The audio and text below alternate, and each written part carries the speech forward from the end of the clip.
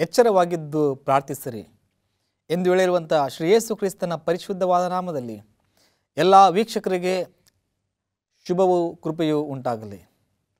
ಕರ್ತನಲ್ಲಿ ಪ್ರಿಯ ವೀಕ್ಷಕರೇ, ದೇವರ ಆ ಮಹಾನ್ ಕೃಪೆಯಿಂದಾಗಿ ಆತನು ನಮ್ಮನ್ನು ಸಜೀವರ ಸಂಖ್ಯೆಯಲ್ಲಿ ಎಣಿಸಿದ್ದು ಮಾತ್ರವಲ್ಲದೆ ಆತನ ವಾಕ್ಯಗಳನ್ನು ಮತ್ತೊಂದಾವರ್ತಿ ಆಲಿಸುವ ಈ ಒಂದು ಅವಕಾಶವನ್ನು ಒದಗಿಸಿಕೊಟ್ಟಿದ್ದಾರೆ. ಅದಕ್ಕಾಗಿ ತಂದೆಯಾದ ದೇವರಿಗೆ ಕ್ರಿಸ್ತನ ನಾಮದಲ್ಲಿ ಮಹಿಮೆಯೂ ಉಂಟಾಗಲಿ. ಈ ಒಂದಿನ ಆ ಒಂದು ವಾಕ್ಯದ ಅಧ್ಯಯನವನ್ನು ನಾವು ಆರಂಭಿಸುವುದಕ್ಕೆ ಮುಂಚಿತವಾಗಿ ಪ್ರಾರ್ಥನೆ ಮಾಡಿಕೊಂಡು ನಂತರ ನಾವು ವಾಕ್ಯದ ಧ್ಯಾನವನ್ನು ಶುರು ಮಾಡೋಣ. ಪ್ರಾರ್ಥನೆ ಮಾಡಿಕೊಳ್ಳೋಣ. ಪರಲೋಕದಲ್ಲಿ ವಾಸ ಮಾಡುವ ನಮ್ಮ ತಂದೆಯಾದ ದೇವರು, ನಿಮ್ಮ ನಾಮಕ್ಕೆ ಸ್ತೋತ್ರವಾಗಲಿ. ಈ ಒಂದಿನ ವಾಕ್ಯವನ್ನು ದೇವ ಅಧ್ಯಯನ ಮಾಡುವಾಗ ಆತ್ಮನ ಸಹಾಯವನ್ನು ದಯಪಾಲಿಸಿ ಅನೇಕ ವಿಷಯಗಳನ್ನು ಕಲಿಯುವಂತೆ ಸಹಾಯ ನಡೆಸಿರಿ ಎಂಬುದಾಗಿ ಯೇಸುವಿನ ನಾಮದಲ್ಲಿ ಬೇಡುತ್ತೇವೆ ತಂದೆ, ಆಮೇನ್.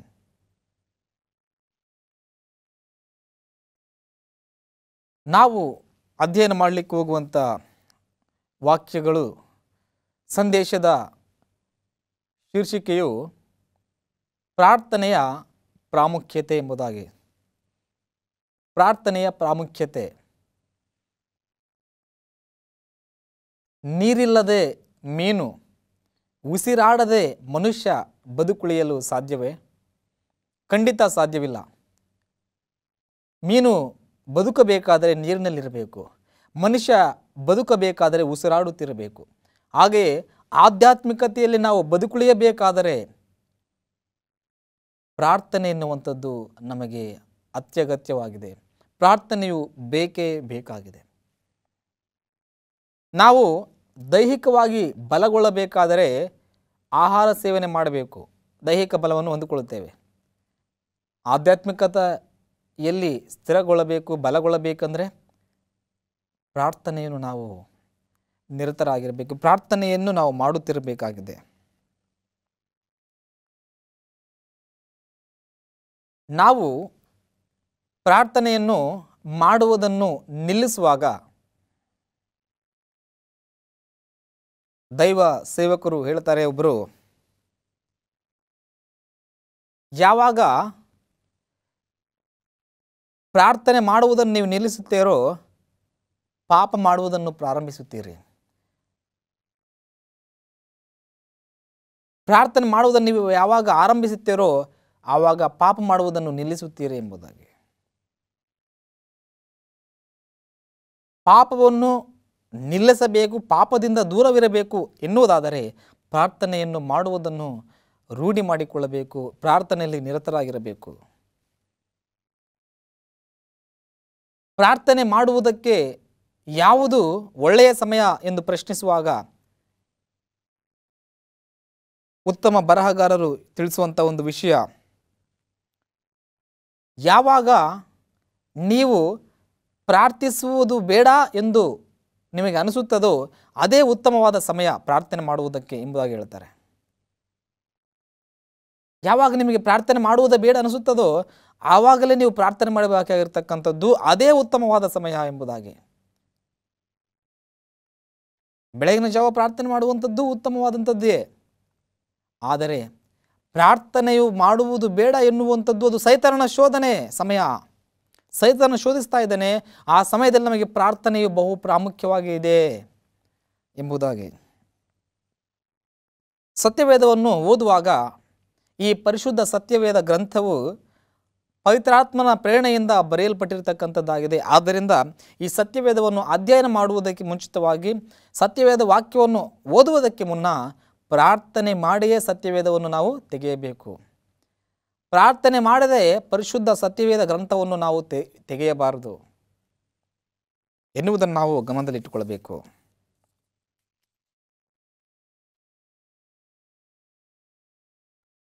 ಸತ್ಯವೇದದಲ್ಲಿ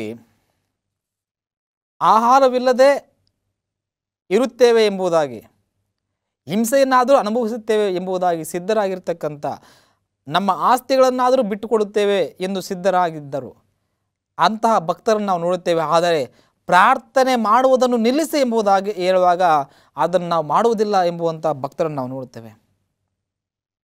ಮನೆಗಳನ್ನಾದರೂ ಬಿಡ್ತಾರೆ, ಆಸ್ತಿಯನ್ನಾದರೂ ಬಿಡ್ತಾರೆ, ಪ್ರಾಣಗಳನ್ನಾದರೂ ಬಿಡ್ತಾರೆ, ಆದರೆ ಪ್ರಾರ್ಥನೆ ಮಾಡುವುದನ್ನು ಬಿಡುವುದಿಲ್ಲ. ಎಂಥ ಅದ್ಭುತವಾಗಿರ್ತಕ್ಕಂಥ ದೃಢ ಒಂದು ಮನಸ್ಸನ್ನು ಹೊಂದಿರತಕ್ಕಂಥ ಭಕ್ತರು. ದಾನಿಯೇಲನ ಪ್ರವಾದನೆಯ ಗ್ರಂಥ 6ನೇ ಅಧ್ಯಾಯದಲ್ಲಿ ನಾವು ನೋಡುವಾಗ, ದಾನಿಯೇಲನ ಪ್ರವಾದನೆಯ ಗ್ರಂಥ ಸತ್ಯವೇದದಲ್ಲಿ 6ನೇ ಅಧ್ಯಾಯದಲ್ಲಿ ಈ 9ನೇ ವಚನದಲ್ಲಿ ದಾರ್ಯಾವೇಶ ರಾಜನ ಆ ಒಂದು ಸಂದರ್ಭದಲ್ಲಿ ದಾನಿಯೇಲನು ಬಾಬೇಲಿನಲ್ಲಿ ಇರತಕ್ಕಂಥ ಆ ಸಂದರ್ಭ, ಆವಾಗ ದಾನಿಯೇಲನ ಮೇಲೆ ತಪ್ಪು ಆರೋಪ ಹೊರಿಸುವುದಕ್ಕಾಗಿ ಯಾವುದೂ ಸಿಕ್ಕದಿರುವ ಪ್ರಯುಕ್ತವಾಗಿ ಆ ಬಾಬೇಲಿನಲ್ಲಿರ್ತಕ್ಕಂಥ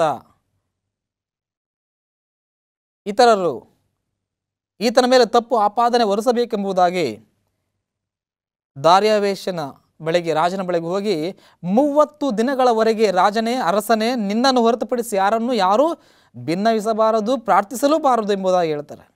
ಹಾಗೆ ಮಾಡಬೇಕೆಂಬುದಾಗಿ ಮುದ್ರೆಯನ್ನು ಹಾಕಬೇಕು, ಆಜ್ಞೆ ಹೊರಡಿಸಬೇಕೆಂಬುದಾಗಿ ಕೇಳ್ತಾರೆ. ಅದರಂತೆ ಅರಸನು ಮಾಡ್ತಾನೆ. ಆದರೆ ಅರಸನಿಗೆ ನಂತರ ಗೊತ್ತಾಯಿತು ಇವರು ಮಾಡುತ್ತಿರುವುದು ವಂಚನೆ ಎಂಬುದಾಗಿ. ಇವರು ನನ್ನ ಮೇಲಿನ ರಾಜನಿಷ್ಠೆಯನ್ನು ತೋರಿಸುವುದಕ್ಕಾಗಿ ಈ ರೀತಿ ಮಾಡಲಿಲ್ಲ, ಆದರೆ ಯಾವ ತಪ್ಪು ಮಾಡದಂಥ ಪ್ರಾಮಾಣಿಕವಾಗಿ ಇದ್ದಂಥ ಆತ್ಮನ ಬಲವನ್ನು ಹೊಂದಿರತಕ್ಕಂಥ ದಾನಿಯೇಲನ ಮೇಲೆ ತಪ್ಪುರಿಸುವುದಕ್ಕಾಗಿ ನನ್ನ ಮುಖಾಂತರ ಈ ರೀತಿ ಕಾರ್ಯವನ್ನು ಮಾಡಿದ್ದಾರೆಂಬುದಾಗಿ ಆತನಿಗೆ ನಂತರ ಗೊತ್ತಾಗ್ತದೆ. 30 ದಿನಗಳವರೆಗೆ ಯಾರೂ ಸಹ ಯಾರ ದೇವರನ್ನು ಅವರವರ ದೇವರನ್ನು ಏನು ಮಾಡಬಾರ್ದು, ಪ್ರಾರ್ಥಿಸಬಾರದು ಎಂಬುದಾಗಿ ಹೇಳುವಾಗ 30 ದಿನಗಳವರೆಗೆ ಪ್ರಾರ್ಥನೆ ಮಾಡದೆ ಯಾವ ರೀತಿ ಇರಲಿಕ್ಕೆ ಸಾಧ್ಯ ಎಂಬುದನ್ನು ಆಲೋಚನೆ ಮಾಡಿಕೊಂಡು ಅರಿತುಕೊಂಡು ದಾನಿಯೇಲನು ಏನು ಮಾಡ್ತಾನೆ ನೋಡೋಣ. 6ನೇ ಅಧ್ಯಾಯ, ದಾನಿಯೇಲನ ಪ್ರವಾದನೆಗಂತ 6ನೇ ಅಧ್ಯಾಯದ 9ನೇ ವಚನದಲ್ಲಿ, ರಾಜನಾದ ದಾರ್ಯಾವೇಶನು ಆ ನಿಬಂಧನ ಶಾಸನಕ್ಕೆ ರುಜು ಹಾಕಿದನು. ಯಾವ ನಿಬಂಧನ ಶಾಸನಕ್ಕೆ? 30 ದಿನಗಳವರೆಗೆ ರಾಜನನ್ನು ಹೊರತುಪಡಿಸಿ ಅವರವರ ದೇವರುಗಳಿಗೆ ಏನೋ ಪ್ರಾರ್ಥನೆ ಮಾಡಬಾರ್ದು, ಭಿನ್ನಯಿಸಬಾರದು ಎಂಬುದಾಗಿ. ಇದಕ್ಕೆ ಆತನು ನಿಬಂಧನ ಶಾಸನಕ್ಕೆ ರುಜು ಹಾಕಿದ್ದಾನೆ. 10ನೇ ವಚನದಲ್ಲಿ, ಶಾಸನಕ್ಕೆ ರುಜುವಾದದ್ದು ದಾನಿಯೇಲನಿಗೆ ತಿಳಿದಾಗ ಅವನು ತನ್ನ ಮನೆಗೆ ಹೋಗಿ ಯೆರೂಸಲೇಮಿನ ಕಡೆಗೆ ಕದವಿಲ್ಲದ ಕಿಟಕಿಗಳುಳ್ಳ ತನ್ನ ಮಹಡಿಯ ಕೋಣೆಯಲ್ಲಿ ಯಥಾಪ್ರಕಾರ ದಿನಕ್ಕೆ 3 ಆವರ್ತಿ ಮೊಣಕಾಲೂರಿ ತನ್ನ ದೇವರಿಗೆ ಪ್ರಾರ್ಥನೆ ಮಾಡಿ ಸ್ತೋತ್ರ ಸಲ್ಲಿಸಿದನು. ಎಂಥ ಧೈರ್ಯ ದಾನಿಯೇಲನಿಗೆ! ಎಂಥ ಪ್ರಾರ್ಥನೆಯಲ್ಲಿ ನಿಮಗ್ನವಾಗಿರ್ತಕ್ಕಂಥ, ಪ್ರಾರ್ಥನೆಯ ಶಕ್ತಿಯನ್ನು ಅರಿತಿರ್ತಕ್ಕಂಥ ಭಕ್ತನು ದಾನಿಯೇಲನು. ಯಾವಾಗ ಅದು ಶಾಸನವು ರುಜುವಾಕಲ್ಪಟ್ಟಿತು, ಒಂದು ರಾಜನ ಶಾಸನ ಆಜ್ಞೆಯನ್ನು ಮೀರುವುದೆಂದರೆ ಪ್ರಾಣವನ್ನು ಕಳೆದುಕೊಳ್ಳುವುದೇ ಎಂದರ್ಥ. ಆದಾಗ್ಯೂ ಸಹ ದಾನಿಯೇಲನು ಅದಕ್ಕೆ ಹೆದರಿಕೊಳ್ಳಲಿಲ್ಲ. ರಾಜನೇ, ನನ್ನ ಪ್ರಾಣ ಹೋದರೂ ಪರವಾಗಿಲ್ಲ, ನಾನು ಪ್ರಾರ್ಥಿಸದೆ ಇರಲಾರೆ ಎಂಬುದಾಗಿ ಆತನು ತನ್ನ ಕ್ರಿಯೆಗಳ ಮುಖಾಂತರ ಹೇಳ್ತಾನೆ. ಯಥಾಪ್ರಕಾರವಾಗಿ ಅಂದರೆ ದಿನಾಲೂ ಆತನು ಹಾಗೆ ಮಾಡ್ತಾ ಇದ್ದ, ಪ್ರಾರ್ಥನೆ ಮಾಡ್ತಾ ಇದ್ದ. ಆತನು ಎಷ್ಟೇ ಒಂದು ಬಹಳ ಕೆಲಸಗಳನ್ನು ಒತ್ತಡಗಳನ್ನು ಆತನು ಹೊಂದಿದಾಗಿಯೂ ಸಹ ಆತನೇನು ಮಾಡ್ತಾ ಇದ್ದ, ಪ್ರಾರ್ಥನೆ ಮಾಡುವುದಕ್ಕಾಗಿ ಸಮಯವನ್ನು ಇಡ್ತಾ ಇದ್ದ, ಪ್ರತ್ಯೇಕಿಸಿ ಇಡ್ತಾ ಇದ್ದ. ಅದರಂತೆ ಯಥಾಪ್ರಕಾರವಾಗಿ ಆತನೇನು ಮಾಡ್ತಾನೆ, ಪ್ರಾರ್ಥನೆ ಮಾಡುವುದಕ್ಕಾಗಿ ಕಿಟಕಿಗಳನ್ನು ಏನು ಮಾಡ್ತಾನೆ, ಮುಚ್ಚಿಕೊಂಡು ಪ್ರಾರ್ಥನೆ ಮಾಡುವುದಿಲ್ಲ. ಆತನೇನು ಮಾಡ್ತಾನೆ, ಯೆರೂಸಲೇಮಿನ ಕಡೆಗೆ ಕದವಿಲ್ಲದ ಕಿಟಕಿಗಳುಳ್ಳ ತನ್ನ ಮಹಡಿಯ ಕೋಣೆಯಲ್ಲಿ. ಹೆದರಿಕೊಳ್ಳುವುದಿಲ್ಲ ಆತನು. ಯಾಕೆ ಹೆದರಿಕೊಳ್ತಾನೆ? ಪ್ರಾರ್ಥನೆ ಮಾಡ್ತಾನೆ. ನಂತರ ಆತನನ್ನು ಸಿಂಹಗಳ ಗವಿಯಲ್ಲಿ ಹಾಕಲ್ಪಟ್ಟಾಗ ಮತ್ತು ದೇವರು ಪ್ರಾರ್ಥನೆ ಮಾಡುವಾಗ ಆ ದೇವರು ಸಿಂಹಗಳ ಬಾಯನ್ನು ಕಟ್ಟುತ್ತಾನೆ ಎಂಬುದಾಗಿ ಆತನು ಸಾಕ್ಷಿ ನೀಡುವಂತೆ ನಾವು ನೋಡ್ತೇವೆ. ಸೊ ಪ್ರಾರ್ಥನೆ ಒಮ್ಮೆ ನಾವು ಯೋಚನೆ ಮಾಡೋಣ. ಒಂದು ವೇಳೆ ಈ ದಿನ ಸಭೆಯಲ್ಲಿ ಪ್ರಾರ್ಥನೆ ಇಲ್ಲ ಅಂತಂದರೆ ಎಷ್ಟು ಜನ ಖುಷಿ ಪಡ್ತಾರೆ? ಇವತ್ತು ಕುಟುಂಬದ ಪ್ರಾರ್ಥನೆ ಇಲ್ಲ ಅಂತಂದರೆ ಎಷ್ಟು ಜನ ಖುಷಿ ಪಡ್ತಾರೆ? ಒಂದು ವೇಳೆ ಪ್ರಾರ್ಥನೆ ಇವತ್ತು ಇಲ್ಲ ಎಂದು ಆ ವಿಷಯವನ್ನು ಕೇಳಿದ ತಕ್ಷಣ ನನಗೆ ಸಂತೋಷವಾಗುತ್ತಿದೆ, ಇವತ್ತು ಸಭೆಯ ಆರಾಧನೆಗಳಿಲ್ಲ ಎಂದು ಕೇಳಿದಾಗ ಸಂತೋಷ ಆಗ್ತಿದೆ ಅಂತಂದರೆ ಸೈತಾನನು ಕಾರ್ಯ ಮಾಡುತ್ತಿದ್ದಾನೆ ಎಂದರ್ಥ. ಸೈತಾನನು ಆತನ ಮನಸ್ಸಿನಲ್ಲಿದ್ದು ಕಾರ್ಯ ಮಾಡುತ್ತಿದ್ದಾನೆಂಬುದಾಗಿ ಅರ್ಥ. ಉಸಿರಾಡದೆ ಬದುಕುಳಿಯಲು ಸಾಧ್ಯವೇ? ನಾವು ಯಾವಾಗಾದರೂ ಉಸಿರಾಟ ತೊಂದರೆಯಾದಾಗ ನಾವು ಸಂತೋಷ ಪಡ್ತೇವಾ? ಇಲ್ಲ. ಹಾಗೆಯೇ ಪ್ರಾರ್ಥನೆ ಮಾಡುವುದಕ್ಕೆ ಅಡಚಣೆಗಳಾದಾಗ ಸಂತೋಷ ಪಡುವುದು ಅದು ಸೈತಾನನ ಮನಸ್ಸು. ನಾವು ಯಾವಾಗ ಅಧಿಕವಾಗಿ ಪ್ರಾರ್ಥನೆ ಮಾಡುತ್ತೇವೋ ಸೈತಾನನು ಆತನು ಸೋತು ಹೋಗ್ತಾನೆ, ಸೋಲುತ್ತಾನೆ. ಸೈತಾನನನ್ನು ನಾಶಪಡಿಸಲು, ಸೈತಾನನನ್ನು ಆತನ ತಂತ್ರೋಪಾಯಗಳನ್ನು ಲಯ ಮಾಡುವುದಕ್ಕೆ ಇರುವ ಮಾರ್ಗ ಪ್ರಾರ್ಥನೆ. ಅದಕ್ಕೆ ಸತ್ಯವೇದದಲ್ಲಿ ತಿಳಿಸಲ್ಪಟ್ಟಿದೆ. 1ನೇ ಥೆಸಲೋನಿಕದವರಿಗೆ ಬರೆದ ಪತ್ರಿಕೆಯಲ್ಲಿ 5ನೇ ಅಧ್ಯಾಯ, 1ನೇ ಥೆಸಲೋನಿಕದವರಿಗೆ ಬರೆದ ಪತ್ರಿಕೆಯಲ್ಲಿ 5ನೇ ಅಧ್ಯಾಯ 16, 17 ವಚನಗಳು ಈ ರೀತಿ ತಿಳಿಸುವಂಥದ್ದಾಗಿದೆ.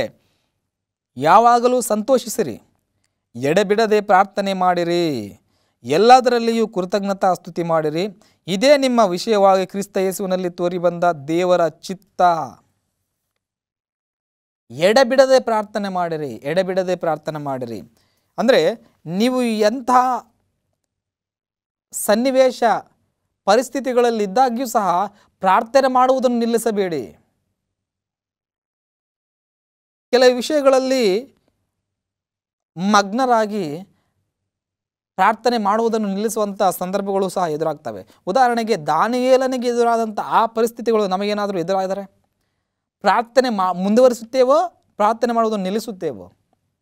ಅದಕ್ಕೆ ಸತ್ಯವೇದ ಹೇಳ್ತದೆ ಏನಂತಂದರೆ, ಎಡೆಬಿಡದೆ ಪ್ರಾರ್ಥನೆ ಮಾಡಿರಿ, ಎಲ್ಲಿಯೂ ಸಹ ಪ್ರಾರ್ಥನೆಯನ್ನು ನಿಲ್ಲಿಸುವಂಥದ್ದು ಬೇಡ, ಯಾವ ಪರಿಸ್ಥಿತಿಯೇ ಆಗಲಿ ಎಂಬುದಾಗಿ. ಯಾಕೆ ಅಂತಂದರೆ ಪ್ರಾರ್ಥನೆಯಲ್ಲಿ ಆ ಒಂದು ಬಲವು ಇದೆ. ಪ್ರಾರ್ಥನೆಯಲ್ಲಿ ಆಧ್ಯಾತ್ಮಿಕವಾಗಿರ್ತಕ್ಕಂಥ ಬಲವನ್ನು ನಮಗೆ ನೀಡುವಂಥ ಶಕ್ತಿ ಇದೆ ಎನ್ನುವಂಥದ್ದನ್ನು ನಾವು ನೋಡಬೇಕು. ಯೇಸು ಕ್ರಿಸ್ತನು ನಮಗೆ ಪ್ರತಿಯೊಂದರಲ್ಲಿ ಸಹ ಆತನೇ ಮಾದರಿಯಾಗಿದ್ದಾನೆ.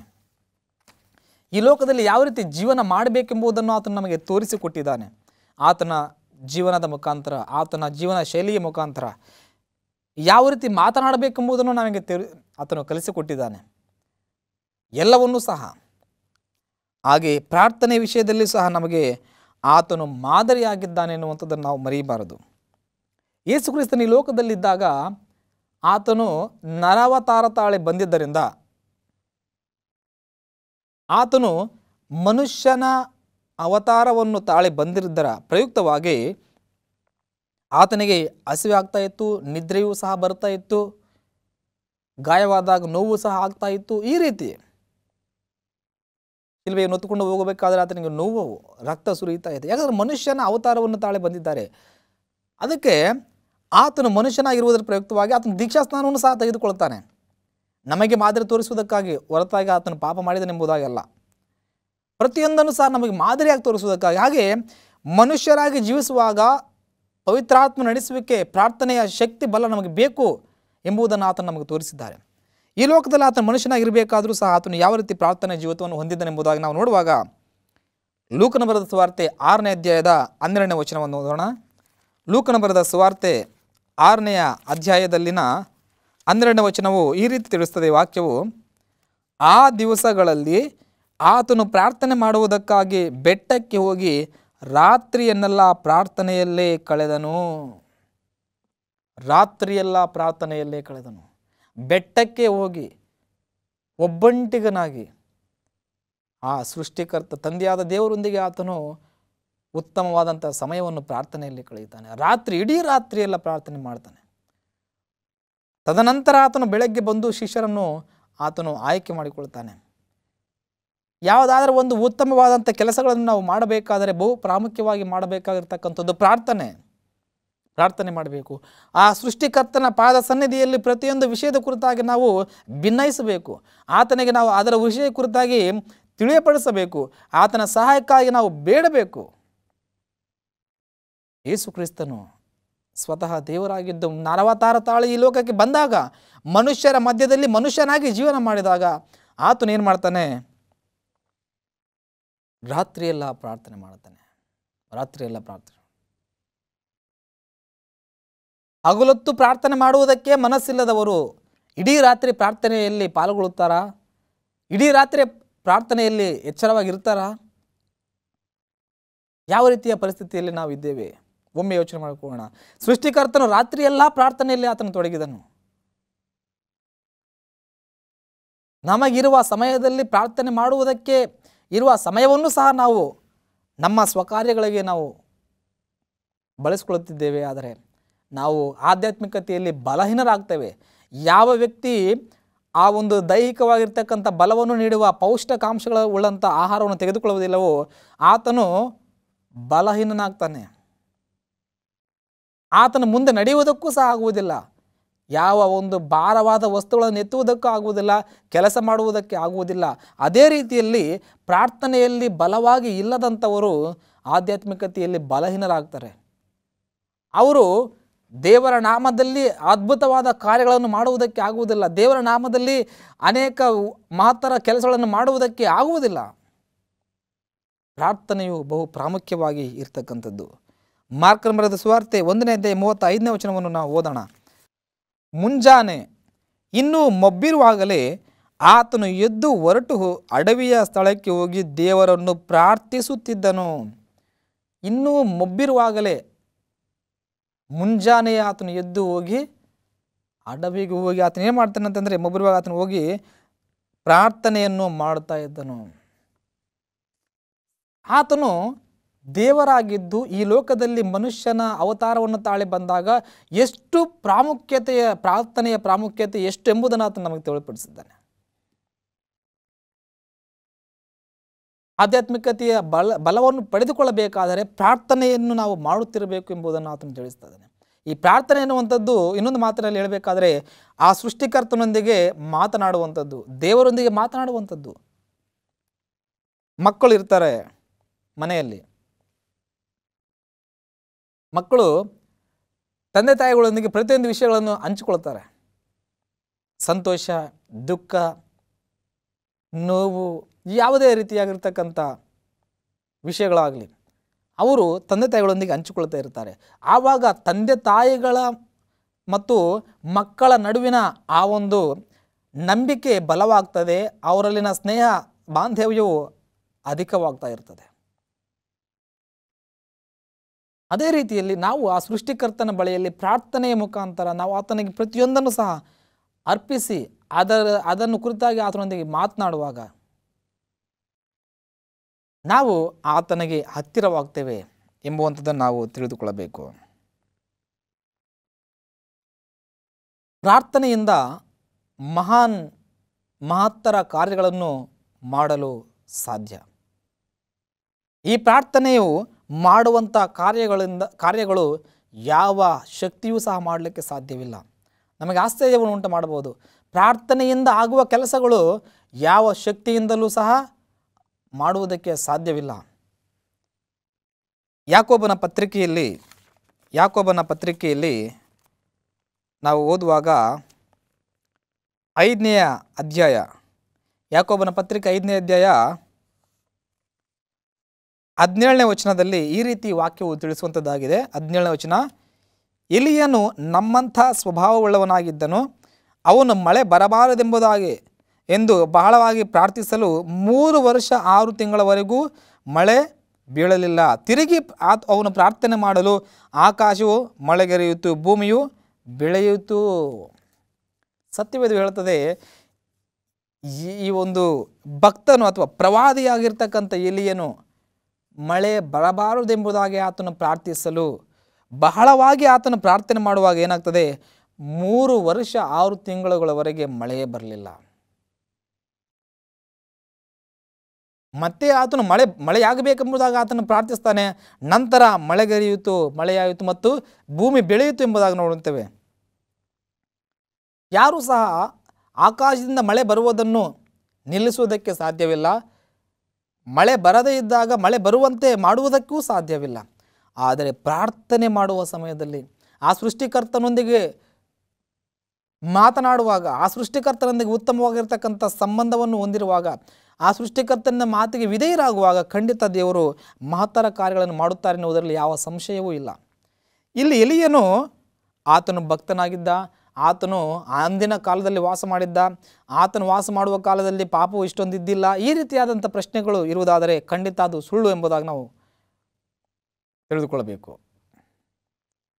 ಆತನು ಭಕ್ತನಾಗಿದ್ದ. ಹೌದು, ಈ ಆ ಒಂದು ಭಕ್ತಿ ಮನುಷ್ಯರಿಂದ ಬರುವುದಿಲ್ಲ. ದೇವರು ನಮ್ಮನ್ನು ನಾವು ಯಾವ ರೀತಿ ಇದ್ದೇವೆ ಎಂಬುದಾಗಿ ನಮ್ಮನ್ನು ನೋಡಿ ಆತನ ಆಯ್ಕೆ ಮಾಡಿಕೊಳ್ಳಲ್ಲ. ನಾವು ಯಾವುದೇ ಸ್ಥಿತಿಯಲ್ಲಿ ಇರಲಿ ನಮ್ಮ ಭಕ್ತಿಯನ್ನು ಆತನು ವೃದ್ಧಿ ಮಾಡುತ್ತಾನೆ.